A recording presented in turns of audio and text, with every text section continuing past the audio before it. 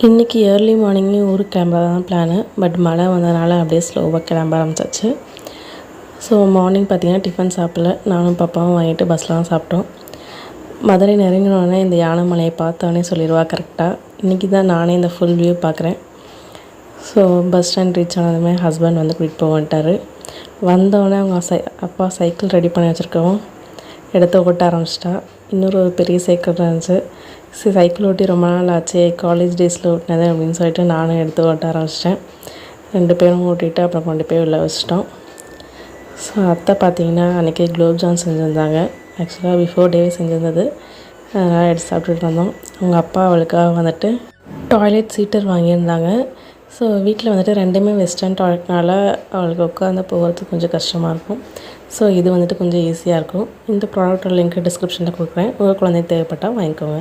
பாய்.